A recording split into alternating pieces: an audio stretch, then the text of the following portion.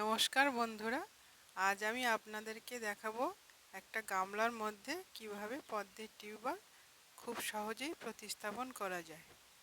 তাহলে চলুন দেখে নিই পদ্মের টিউবারটা কিভাবে আমি প্রতিস্থাপন করছি। প্রথমেই কিছুটা পরিমাণ গার্ডেন সয়েল নিতে হবে। এটা বাগানের মাটি নিলে হবে। আর কিছুটা নেব ভার্মি কম্পোস্ট,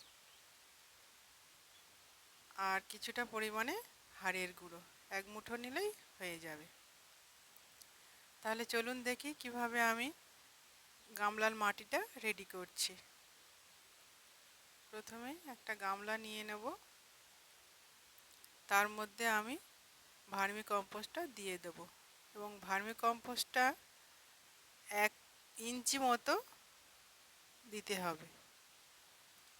সেটা 2 কেজি নিলেই হয়ে যাবে। তার মধ্যে কিছুটা পরিমাণ 1 মুঠো আমি হাড়ের গুঁড়ো মিক্সড করে দেব এবং এটা চারিদিকে গামলার মধ্যে ছড়িয়ে দেব এবং ভার্মি কম্পোস্টটা যেন 1 ইঞ্চি মতোই থাকে।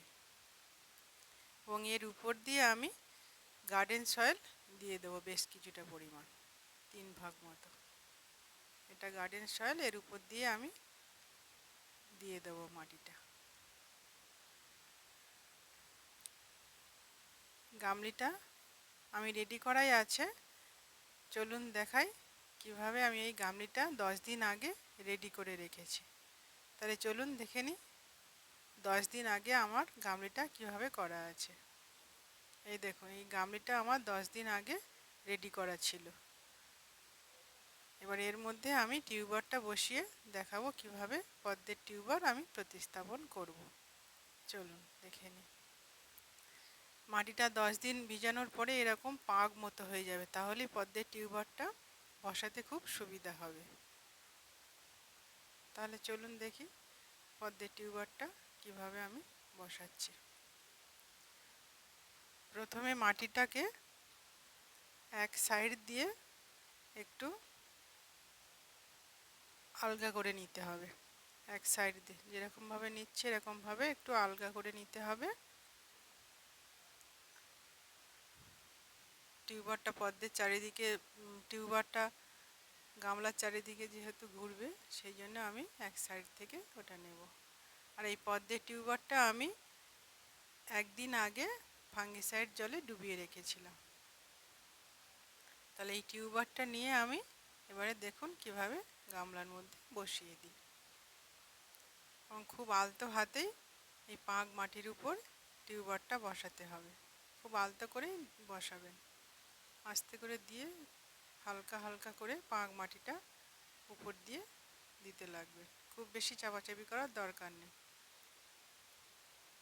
চাপাচাপি করলে টিউবারটা পচে যেতে পারে। এইভাবেই আস্তে আস্তে দিয়ে নেবেন, ব্যাস, আর চাপার দরকার নেই। এইবার এর উপর দিয়ে আমি কিছুটা পরিমাণ জল দিয়ে দেব। আস্তে আস্তেই জলটা দেব এবং পুরো একবার আমি জল দিয়ে ভর্তি করে দেব না, আস্তে আস্তে করেই দেব জলটা। এবং যত দিন যাবে আমি গামলাটা ভরতে লাগবো, একেবারেই আমি জল দিয়ে ভরবো না। প্রতিদিন একটু একটু করে জল দিয়ে আমি গামলাটা পুরো ভরে দেব। গাছটা যত বড় হতে লাগবে ততটাই আমি জল দিতে লাগবো। এরকমভাবেই রেডি করলাম। এর উপরে আমি কিছুটা পরিমাণে অ্যাজোলা দিয়ে দেবো। জলের উপরে অ্যাজোলা দিলে জলটা খুব ভালো থাকে।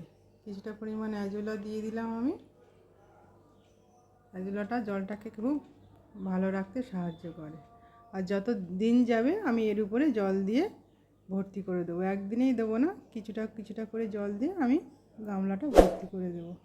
তাহলে প্লিজ আমার চ্যানেলটাকে সাবস্ক্রাইব করে দেবেন বন্ধুরা। নমস্কার।